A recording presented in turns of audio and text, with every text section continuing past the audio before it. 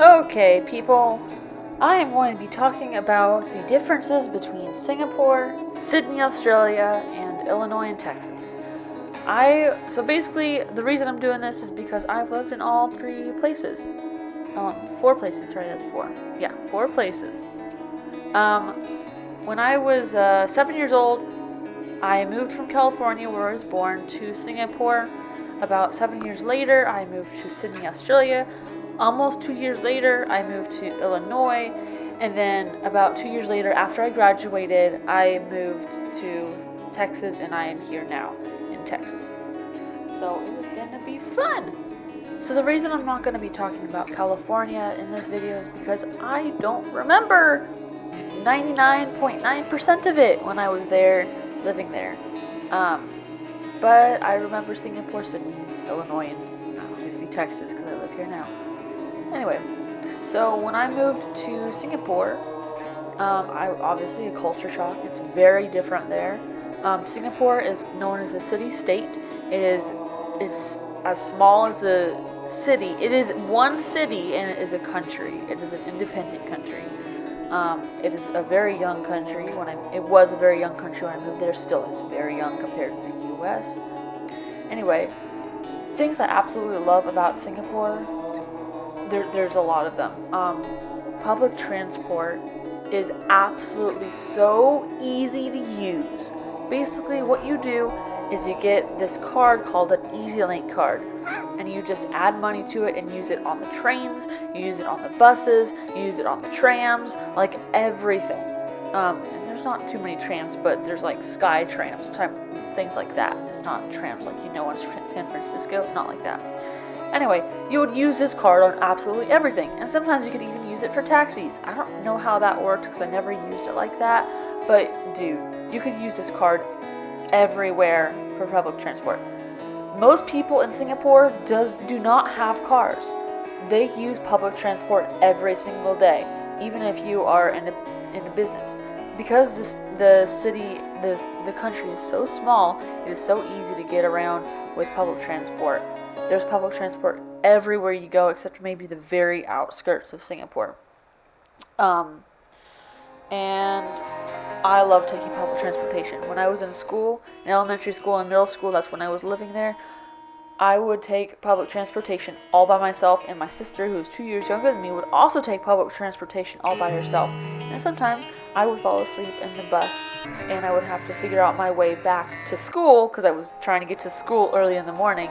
I would figure out how to get back with the train, or it's called the MRT in Singapore, because it's underground. I don't know what MRT stands for. Anyway, I would find my way back to school on the train or bus. And it was actually pretty easy. It's a really big, sometimes it was really big train station, MRT station, but it was easy because there was maps everywhere. You could just use the EasyLink card to pay. It was easy. I absolutely love taking public transportation, and it was very safe in Singapore. Something weird about Singapore is that they do not sell. It is illegal to sell, buy, and chew gum. You cannot do that in Singapore unless it is for dental reasons. And if you wanted to buy gum, you would have to go over to Malaysia, there's a bridge between Singapore and Malaysia. You have to go over there and buy gum. And let's see here. I really love the public transportation. That rule about the gum is a little weird, and apparently they still do whippings. They can whip you as a punishment, a government punishment. I don't know too much about the politics in Singapore, but they have a prime minister, and I think they have a president. But the prime minister is more of a big deal than the president is. I also absolutely loved the nature. There wasn't many animals. But the nature was always green, and the weather was always hot and humid, which I absolutely love. I don't love all the time, but I do love that about Singapore, that we didn't really have seasons. The only seasons we really had was rainy season and dry season, but they were always hot and humid. So that's another thing I really liked about Singapore. Now I'm going to move on to Sydney. Sydney, not very. It had better transportation than America does, because America is absolutely horrible at transportation compared to Singapore. Absolutely horrible. But Sydney had some transportation, but most people had cars and vehicles, and you could take the bus, but it does take a long time, and you'd have to wait between a lot of. So the buses don't come very often. That's what I mean. And it has seasons there in Sydney. It has seasons, unlike Singapore and America. And it gets very cold in winter, and ice develops on the car's windows and stuff easily in winter. And it's exactly the opposite of Singapore. And exactly the opposite of America. America has winter at the end and the very beginning of the year. But it is the exact opposite. We have winter when America has summer, and vice versa. It is the exact opposite times, because we are on the lower hemisphere of the planet. And the education time is also different. We have in Sydney, we start from January till December to have our whole year. All 4 semesters are in, 2 semesters, all 4 terms are in that 1 year. So we will start first grade January, and then once second grade we'll start in January. In America we start in the middle of the year, like June or April or sometime, and that's when we start our first part of the year. So in the middle of the year, about June, in America we would start school, but in Sydney we started at the beginning of the year, January. I never had to do it myself, but apparently in elementary school in Sydney you have to get your pen's license, meaning that in school you can't write with pen until you get your pen's license. I was able to write in pen because I had already passed that time to do it, but that's really weird. You had to get a pen's license to use. And one thing in Sydney, in high school, which you would do work experience. You would actually, for school, have to find a job yourself, call that job, try and get an internship kind of type thing. Just a week of work, no pay, just trying out a job. We would have to do that. That was called work experience. That's how we would do it in Sydney. And the food is so much healthier in Sydney than America. Like there's so little additives and so little chemicals in the food compared to America. And there was a place called Bunnings, which is basically Home Depot or Lowe's as we have here in the US. Bunnings would have almost every single time have a sausage sizzle outside. That's what we called it, or we would call it a Bunnings grab, a Bunnings snag, or grab. I can't remember which one, Bunnings snag or Bunnings grab. And it was basically people earning money for some, like a charity or their school or something like that. They would be outside of Bunnings, and they would be selling sausages on white bread. And these sausages are so much more superior than American sausages. Hot dogs and sausages in America do not compare to Australian food. Like there's sausage sizzles, there's oh my gosh, what's it called? Sausage rolls. Oh my gosh, I love those things. Meat pies, they were cool.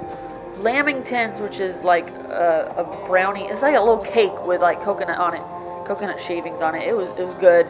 Like there's so many different things. Like Fairy bread. Fairy bread is just white bread with butter and hundreds and thousands, which is actually a sprinkles type thing. And oh my gosh, the food in Australia is delicious. And there's so many different cultures in Australia, in Singapore, in Sydney as well. So it's great. I'm going to talk about Illinois and Texas a little quicker. Illinois has bipolar weather. If one day is really cold, the next day is going to be like super hot. And it snows there a lot. It snows a lot there in winter. It's kind of dangerous sometimes just to walk to the bus stop for school. And Texas is like really hot in the summer and really cold in winter, and also has kind of bipolar weather as well. And we have hail here in Texas as well. Illinois, we do not have that.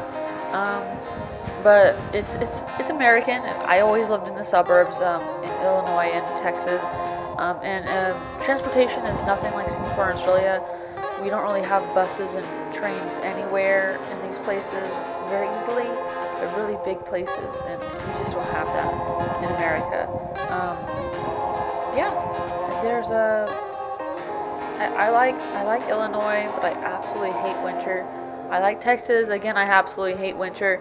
But at least Illinois knows how to take care of the snow in winter. They have like the trucks that push the snow like every single day so that we would be able to go on the roads and use the roads. But we still have to shovel our own, what's it called? Driveways. But in Texas, they do not know how to deal with snow. It will be icy, and they will not push the snow away. They will not put sand or salt in most places. It is really dangerous in winter in Texas compared to Illinois. I think overall my favorite place to live is probably Singapore because of the weather, the nice people. Well, most of them are nice. I haven't really been to public schools, but adults are usually really nice, but they do complain a lot. Anyway, I really do love Singapore, their culture, how much different foods there are, how much different cultures there are, like Little India, just so many different things, places called hawker centers. I absolutely love Singapore. My second favorite place to live would be Sydney, because the food and the people are so nice there. I was shocked by how nice they were. I loved it in Singapore and Sydney. I would love to move back to Singapore or Sydney one day, but after not knowing how to drive and then driving on the different side of the street, and I just think it would be kind of hard to live there all on my own. But I don't know, maybe one day I'll be able to go back. Maybe just to visit, but who knows. But I absolutely love Singapore. That's my favorite place in the entire universe right now. I really miss it. I had friends in Singapore, but most of them I'm no longer friends with. And same with Sydney. I am mostly no longer friends with the people from Sydney. I have maybe like 2 or 3 friends still from Sydney, and I think 1 friend from Singapore. And I had a lot of friends in Sydney. I had a lot of friends, like a whole group. My group was like 10 people, or 10 or 11 people in my group, like a lot of people. But I know I have just 2 friends left, so that's great. But I absolutely love Singapore. You guys should visit there if you can. But it is a culture shock. Just so you know, it is a culture shock. It's going to be very different. And most of the areas in Singapore is going to be high rises, and there's not many suburbs like that. Houses are very expensive in Singapore. Everything is expensive in Singapore. It's very top notch. It's a first class country. But I miss that place. And thanks for listening, you guys. Hope you have a nice day. Go.